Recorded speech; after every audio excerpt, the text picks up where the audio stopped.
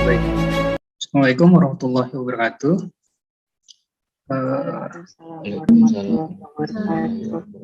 Insya Allah pada malam ini kita akan membahas dua bab terakhir ya sebelum kita masuk ke ujian tengah semester. Pembahasannya yaitu bab 6 tentang pengangguran dan bab ke-7 tentang pertumbuhan ekonomi. Chapter yang pertama. Nanti chapter yang kedua setelah ujian tengah semester. Teman-teman mahasiswa mungkin sudah download ya bahan materi untuk pertemuan malam ini. Dan nampak ya ininya di layar teman-teman. Baik. Bab yang ke-6 itu kita akan membahas tentang pengangguran. Pengangguran ini salah satu hal yang krusial dalam perekonomian karena merupakan salah satu indikator ekonomi juga ya. Jadi menunjukkan bahwa ekonomi itu baik seberapa tinggi dan rendahnya pengangguran ditentukan oleh hal itu juga. Baik. Kita masuk ke dalam definisi dulu ya. Jadi pengangguran itu ada beberapa jenis dan juga apa yang menentukan pengangguran. Nah, yang menentukan pengangguran itu adalah pemutusan kerja, terus perolehan pekerjaan. Nah, juga ada yang namanya istilah tingkat pengangguran atau natural rate of unemployment. Jadi pengangguran itu disebutnya unemployment.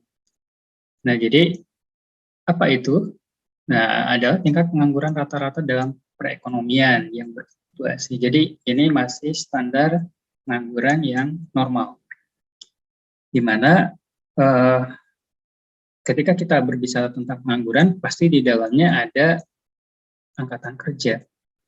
Angkatan kerja itu adalah seluruh jumlah jumlah calon pekerja ya, calon pekerja. Nah, di dalamnya itu ada yang bekerja memang, ada yang juga tidak bekerja. Jadi ada employee atau employment, ada employee, ada juga unemployment. Pengangguran. Nah, ini disebutnya kedua-duanya angkatan kerja. Nah kita gabungkan antara persamaan unemployment dengan employment, ini sangat dipengaruhi oleh dua hal berarti. Nah, kita notasikan misalkan S. S ini adalah tingkat pemutusan kerja. Nah, tingkat pemutusan kerja dikalikan dengan employment, orang yang bekerja, itu akan sama dengan apa? F dikali U. Nah, U ini unemployment, tadi pengangguran. F-nya apa? Tingkat perolehan pekerjaan. Nah, jadi ketika persamaan ini tingkat perolehan pekerjaan dikali dengan pengangguran sama dengan tingkat apa? Tingkat pemutusan kerja dikali dengan employment. Jadi jumlah orang yang kehilangan pekerjaan ya disebutnya. Sama dengan jumlah orang yang menemukan pekerjaan. Nah, ini dalam kondisi yang mapan gitu, pasti akan sama gitu. Nah, kalau tadi misalkan labor itu adalah angkatan kerja, adalah employment ditambah dengan unemployment, jumlah pekerja ditambah dengan jumlah pengangguran. Nah, ini tinggal dipindah aja ya, yang labornya ke sebelah kanan, employment-nya ke sebelah kiri. Jadi E sama dengan L minus U. Nah, kita substitusikan. E yang tadi apa? Itu sama dengan L minus U. Ya. Nah, ini dari rumus yang di atas nih. F U sama dengan S dikali E. E-nya diganti dengan L minus U. Sama ya. Tinggal disubstitusikan. Nah, kemudian dibagi dengan L kedua ruas. Ini aljabar saja ya. Sama dengan U per L sama dengan S dibagi S ditambah F. Nah, hasilnya apa? U per L sama dengan S per S tambah F ini adalah U per L sama dengan 1 per 1 tambah F per S. Ya. Jadi disederhanakannya. Nah, persamaan ini menunjukkan bahwa apa? bahwa tingkat pengangguran itu tergantung pada tingkat pemutusan kerja dan perolehan kerja. Tentu ya, seperti itu. Jadi semakin besar tingkat penganggurannya, berarti tingkat pemutusan pekerjaannya semakin tinggi, S-nya semakin tinggi. Berarti tingkat perolehan pekerja pun rendah gitu ya. Itu kalau penganggurannya besar. Nah, dampak dari kebijakan-kebijakan yang dilakukan oleh pemerintah, misalkan itu pemerintah berupaya ya untuk meningkatkan kesempatan kerja, berarti dalam artian menurunkan tingkat pengangguran. Bagaimana caranya? Yaitu dengan menurunkan tingkat pemutusan kerja, atau bagaimana meningkatkan tingkat perolehan pekerjaan. Nah, jadi setiap kebijakan akan mempengaruhi tingkat pemutusan kerja atau perolehan pekerjaan. Nah, ini akan mengubah tingkat pengangguran alamiahnya. Itu ya, itu upaya yang dilakukan. Tapi bagaimana caranya? Nah, dia akan selalu berhadapan dengan yang namanya tantangan dari pasar kerja. Nah, pasar kerja itu akan menyesuaikan dengan kondisi setempat. Misalkan kampung nih, asalnya mereka bekerja sebagai petani, kemudian di situ dibangun pabrik, beberapa pusat industri. Nah, ini akan terjadi yang namanya pengangguran friksional. Friksional ini artinya apa? Pengangguran yang disebabkan karena para pekerja mencari pekerjaan yang sesuai. Nah, jadi ada jeda gitu ya. Tadinya bekerja, kemudian dia mencari, menyesuaikan, kemudian bekerja lagi. Itu disebut pengangguran friksional. Karena terjadi apa? Perpindahan, pergeseran sektor. Tadinya adalah petani, kemudian jadi industri. Nah, di negara-negara maju, untuk mengatasi permasalahan pengangguran friksional ini ada yang namanya unemployment insurance. Jadi diberikan gaji juga. Nah, tetapi ternyata apakah ini efektif? Belum tentu. Karena akan menimbulkan moral hazard juga ya. Jadi malah ini dijadikan kesempatan gitu untuk ya akhirnya tidak bekerja tetapi mendapatkan asuransinya gitu. Nah, seperti halnya yang terjadi pada pembayaran BPJS ya. Akhirnya apa? Nah, kan misalkan harusnya 100% insurans ini dibayarkan oleh pemerintah perusahaan ya. Nah, ini akan berdampak pada tadi turnover-nya akan tinggi. Orang akan tetap mencari leisure gitu ya, mencari nggak masuk kerja, ya pokoknya berhenti bekerja tapi tetap mendapatkan income gitu. Nah, akhirnya apa? Perusahaan bertanggung jawab secara parsial.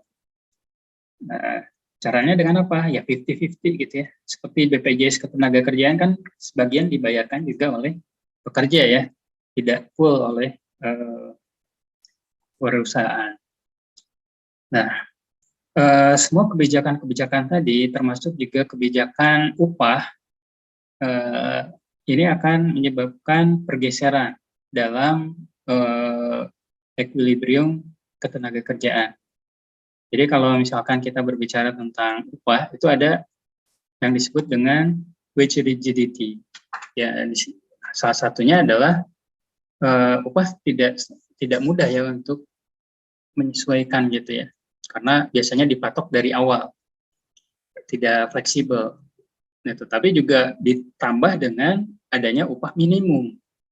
Ini menyebabkan wage rigidity semakin kuat gitu.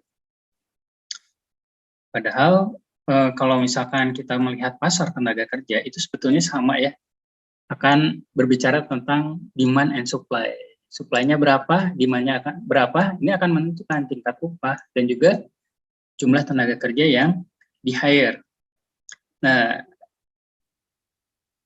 karena ada permasalahan upah ini, akan terjadi pengangguran struktural atau structural unemployment ya. Gitu. Karena memang jumlah pekerjaan yang direkrut dan segala macam. Kawan-kawan mahasiswa bisa lihat grafik yang ada di sebelah kiri. Nah, ini adalah contoh penawaran supply dan demand tenaga kerja di pasar tenaga kerja. Ini akan menentukan jumlah seberapa besar tenaga kerja yang direkrut, yang di-hire, dan menentukan juga upah yang berlaku di pasar sebetulnya. Kita lihat persinggungan antara kurva supply dan kurva demand tenaga kerja sebetulnya berada di mana? Sebetulnya berada di titik ini yang saya tunjukkan di pointer. Nah, di pointer ini adalah jumlah tenaga kerja yang akan di-hire itu berada di sini, pada titik yang di bawah ya. Kemudian upahnya berapa? Upahnya sebetulnya berada di sini. Nah, ditarik garis ke horizontal, sebelah kiri, upahnya berada di sini. Nah, tetapi karena adanya kekakuan upah, atau ditambah dengan misalkan adanya upah minimum, dia ditetapkan upahnya berada di atas ini. Tidak lagi di sini. Upah menurut pasar. Nah, berarti berada di atas. Ini akan menyebabkan apa? Pergeseran. Pergeseran dari kurva supply. Supply-nya akan menyusut. Padahal harusnya jumlah supply pekerjaannya segini. Dan bisa di-hire sebesar segini. Tapi dia karena bergeser ke kiri, nah akhirnya apa? Akan menghasilkan pengangguran, unemployment ya, dari selisih dari supply awal ke supply yang kedua gitu. Karena adanya upah yang tadi ya, wage rigidity, atau misalkan ada kebijakan upah minimum gitu. Jadi pekerjaan yang diterima pun di pasar tenaga kerja cuma segini akhirnya ya. Nah, terkait dengan hal ini ya, kita tadi dengar bahwa ada undang-undang tentang upah minimum, atau kalau kita kenal sekarang ada Omnibus Law ya. Dan di situ di dalamnya juga mengatur tentang terkait dengan upah. Nah, para ekonom berdiskusi nih, apakah sebaiknya ditentukan upah minimum atau kita membuat kebijakan terkait dengan pengurangan pajak saja. Nah, ini juga berdebat karena kalau di luar negeri memang akan mudah gitu ya, karena semua orang kena pajak gitu. Dan ada juga subsidi dari hasil pajak gitu ya, kepada orang yang kekurangan. Nah, jadi impas sebetulnya, tapi di kita kan tidak semua kena pajak ya, ada yang tidak kena pajak gitu. Nah, akhirnya ya ditetapkanlah upah minimum. Nah, akhirnya akan sangat potensial untuk menciptakan yang seperti ini tadi, pengangguran yang cukup signifikan. Nah, bagi para pekerja yang baru, calon pekerja atau lulusan-lulusan, itu biasanya ada yang magang ya, on job training. Ini baik untuk mempersiapkan calon-calon tenaga kerja yang lebih skillful.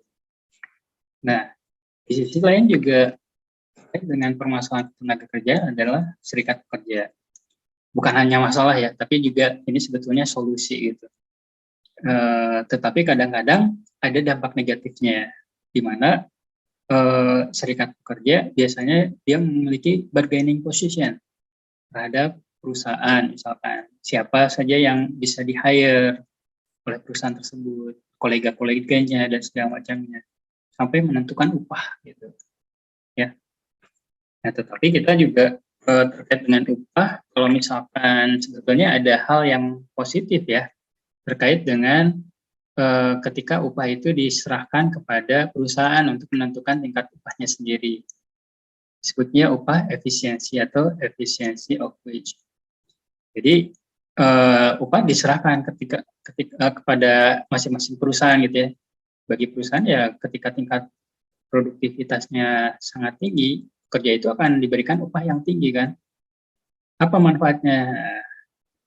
Di sini yang pertama adalah upah efisiensi ini akan meningkatkan kesehatan. Karena mereka ya senang gitu dengan secara mentalitas akan lebih baik gitu dengan upah yang tinggi. Dan kedua, upah yang tinggi mengurangi perputaran tenaga kerja. Jadi turnover-nya tuh rendah karena para pekerja ini lebih loyal kepada perusahaan.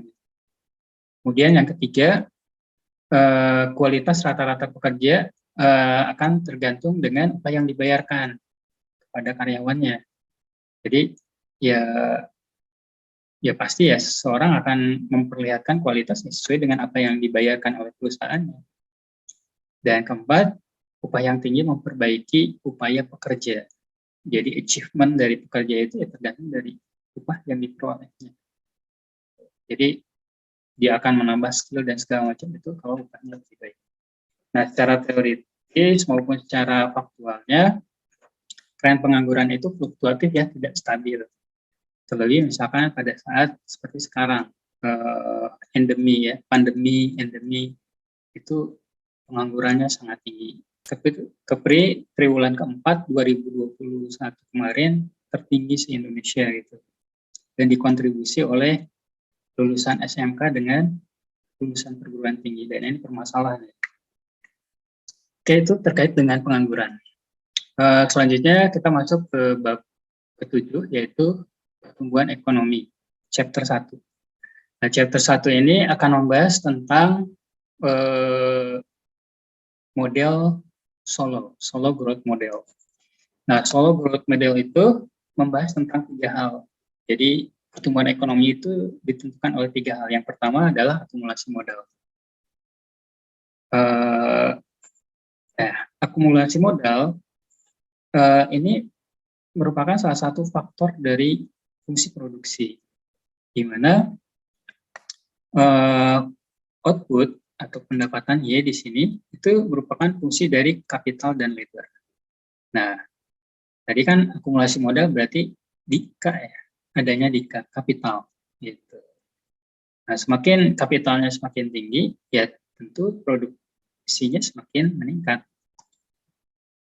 Karena kita mengenal skala hasil juga ya, constant return to scale gitu ya. Jadi skalanya kalau misalkan labor-nya 1, kapitalnya 1, ya jelas output-nya akan 1 gitu. Tapi bisa aja kapital 1, labor 1, tapi kok output-nya bisa 2. Nah, ini karena apa? Karena ada tingkat produktivitas maupun misalkan faktor teknologi yang dimasukkan ke dalam baik itu kapital maupun ke labor. Labornya lebih canggih gitu misalkan ya. Nah, kemudian tapi bisa rendah juga gitu ya. Karena apa? Karena kejenuhan. Nanti kita akan bahas kenapa jenuh gitu ya. Terlalu banyak ditambahkan labornya misalkan. Jadi banyak orang yang nganggur malah. Nah, untuk melihat tingkat produktivitas dari kapital, itu kita mengenal namanya MPK, Marginal Productivity of Capital, atau produk marginal modal. Ini seberapa banyak yang ditingkatkan bisa meningkatkan tingkat produksi gitu ya, intinya seperti itu. Nah, tadi sebelumnya kita mengenal bahwa beberapa fungsi nih, saya akan combining fungsi ini, akhirnya apa? Y sama dengan konsumsi ditambah investasi. Nah, konsumsi itu sendiri merupakan fungsi dari tabungan. Nah, akhirnya Y sama dengan ininya diganti dari fungsi konsumsi. 1 minus S, saving, dikali Y, ditambah I. Nah, akhirnya apa? I merupakan fungsi dari, I itu sama dengan saving, gitu. Investasi itu sama dengan tabungan. Yang berarti apa? Bahwa tabungan itu bisa meningkatkan output gitu ya, karena penambahan investasi dari tabungan. Nah, hal yang menjadi pengaruh bagi persediaan modal adalah 2 hal ya. Ada 2 hal. Yang pertama adalah investasi. Investasi itu bisa berupa tempat gitu ya, bisa juga dengan peralatan pekerjaan, misalkan mesin, produksi dan segala macam. Nah, sedangkan depresiasi adalah menurunnya peralatan gitu ya, menyebabkan persediaan modal menurun juga. Berarti ada amortisasi kalau bahasa akuntansinya, ada penyusutan gitu. Sehingga misalkan tingkat produktivitas yang tadinya misalkan mesin itu ini bisa bekerja menghasilkan 10. Nah, karena terjadi penyusutan, cuman misalkan jadi 7, jadi 6, dan turun-turun terus menerus gitu ya. Dan investasi ini untuk tiap kerja itu tergantung dari yang namanya tabungannya. Nah, I sama dengan S, Y-nya itu adalah fungsi dari kapital. Nah, ini hubungan antara output dengan konsumsi dengan investasi per pekerja gitu ya. Nah, ketika dilakukan investasi, dia hanya berupa potensial ya, potensi berada di kurva berwarna merah ini. Tapi ketika dimasukkan juga konsumsi dari tiap pekerja atau dimasukkan juga faktor tenaga kerja, dia akan menjadi output real, ya, meningkat secara real gitu. Nah, itu terkait dengan investasi. Nah, kemudian kita juga mengenal yang namanya depresiasi tadi ya. Nah, depresiasi itu merupakan fungsi dari salah satu fungsi dari perubahan modal, persediaan modal ya, perubahan persediaan modal. Itu dimana perubahan modal atau kapital itu sama dengan I, investasi dikurangi delta K atau depresiasinya. Yang dimana depresiasi ini semakin lama semakin meningkat dari waktu ke waktu. Ya. Nah, kemudian bagaimana kondisi mapan dari persamaan jangka panjang perekonomian? Yang pertama yaitu terkait dengan ini ya, dengan investasi itu sendiri. Jadi investasi itu sendiri baik proses gitu ya, dia akan mengalami pertemuan kurvanya dengan yang namanya depresiasi pada satu titik gitu ya, di mana investasi sama dengan depresiasi. Nah, sini biasanya mulai berpikir bagaimana nih untuk mengganti mesin sehingga tingkat produktivitas semakin ditingkatkan, gitu ya. Nah, akhirnya dibelilah misalkan mesin dari tabungan, dari saving. Nah, dia akan meningkatkan investasi. Proses investasi akan meningkat. Tapi lagi-lagi ya, pada suatu saat si mesin yang tadi bekerja pun dia akan ketemu dengan depresiasinya lagi. Gitu. Jadi ya tetap gitu ya, memang yang namanya proses pertumbuhan itu harus tetap dicas gitu ya dengan yang namanya investasi tambahan berupa misalkan dari tabungan gitu.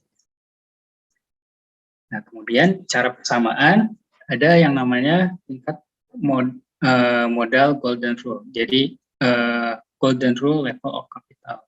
Tadi ini ada persamaan Y sama dengan konsumsi ditambah dengan investasi, berarti ketika C-nya ke sebelah kiri, konsumsi sama dengan Y minus D. Nah, ini kemudian diturunkan lagi. Nah, gimana apa?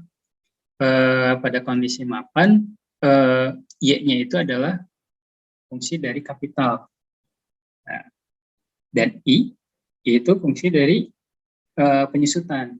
Jadi konsumsi itu tergantung dari tadi FK dikurangi DK ya, sama. Nah, pada kondisi seperti ini, kira-kira kalau menurut teman-teman secara output yang paling maksimal itu berada di mana? Tentu ini bukan kalau perpotongan ini bukan merupakan tingkat output maksimal ya. Walaupun memang pada kondisinya ya paling maksimal, cuman memang paling maksimal di sini maksudnya ketika dia sejajar dengan garis depresiasinya. Nah, di sinilah optimal, paling optimal gitu. Pada kondisi konsumsi steady state. Nah, ini penjelasannya bahwa marginal productivity of capital itu pada kondisi sejajar dengan tadi depresiasi. Nah, berada di sini. Ya. Nah, kemudian hal yang kedua dari pertumbuhan ekonomi Solo itu adalah terkait dengan pertumbuhan populasi. Pertumbuhan populasi yang menentukan juga jumlah tingkat output. Nah, bagaimana menentukan tingkat output? Jadi kalau misalkan kita teman-teman lihat nih, kondisi pertama adalah ini ya, investasi impas dengan penyusutannya berada pada satu titik yang sama gitu ya. Nah, tetapi ketika ditambah jumlah populasinya, maka dia akan bergeser. Tingkat pertumbuhan ini akan menggeser garis pertumbuhannya ke atas, ke kiri. Nah, berarti apa? Tingkat pertemuan antara penyusutan, depresiasi, itu akan lebih cepat dengan investasinya. Gitu. Kenapa? Nah, kalau gini, misalkan jumlah suatu pekerjaan, itu sebetulnya selesai oleh 5 orang. Ada 5 orang nih. Dia bisa mengerjakan suatu pekerjaan, gitu ya, tuntas. Nah, tetapi misalkan kita tambahkan 2 orang, tambahkan lagi 3 orang, kira-kira pekerjaannya tuntas nggak? Tuntas ya, tuntas. Tetapi efektif tidak. Nah, ini permasalahannya. Permasalahannya adalah tidak efektif. Karena sebetulnya dengan 5 pekerja saja sudah selesai. Nah, tetapi dengan tumbuhnya populasi, akhirnya dia hire gitu ya, harus masuk ke dalam pasar pekerjaan. Ini akan menyebabkan apa? Pergeseran tadi. Pergeseran, dan akhirnya apa? Kondisi mapannya akan bergeser ke sebelah kiri. Kesimpulannya apa? Kenaikan pertumbuhan populasi akan menurunkan tingkat output per pekerja. Jadi ada yang tidak efektif dalam hal ini. Jadi jumlah orang yang bertambah itu membuat tidak produktif bagi orang-orang yang memang yang tambahan bekerja barunya, bisa jadi gitu ya. Oh, udah selesai kok oleh 5 orang pun gitu. Oke, itu ya. Jadi malah kalau ditambah gitu ya, jadi jenuh akhirnya. Atau misalkan udah deh, saya udah jenuh, kasihin aja kerjaan sama yang baru-baru misalkan. Nah, itu seperti itu juga bisa gitu ya. Oke, itu ya dari saya. Ada yang mau ditanyakan?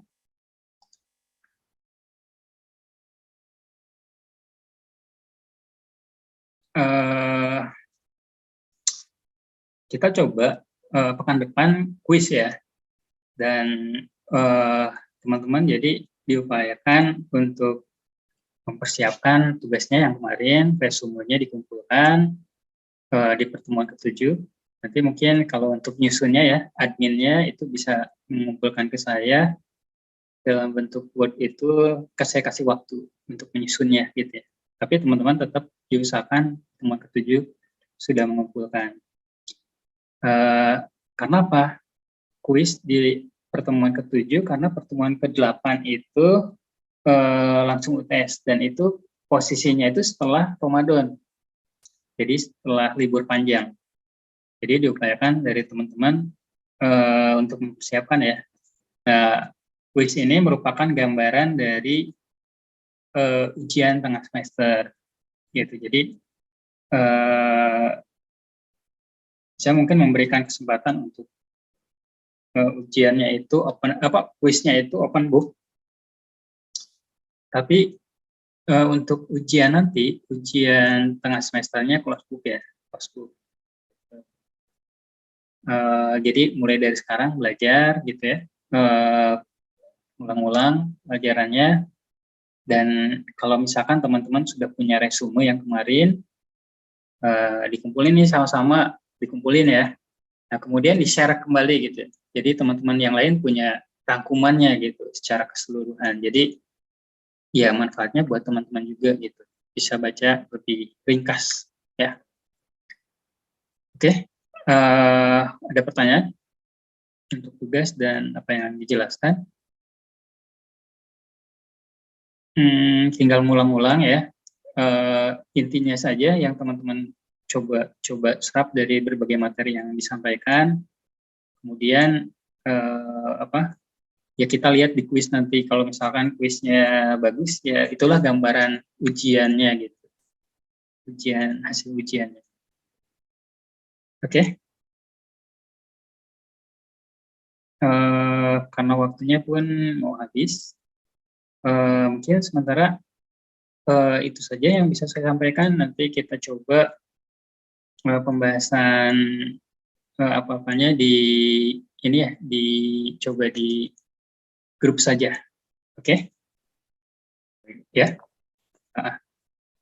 Terima kasih atas segala perhatiannya. Kita tutup dengan alhamdulillah dan terima kasih. Alhamdulillahirabbil alamin. Assalamualaikum warahmatullahi wabarakatuh. Waalaikumsalam warahmatullahi wabarakatuh.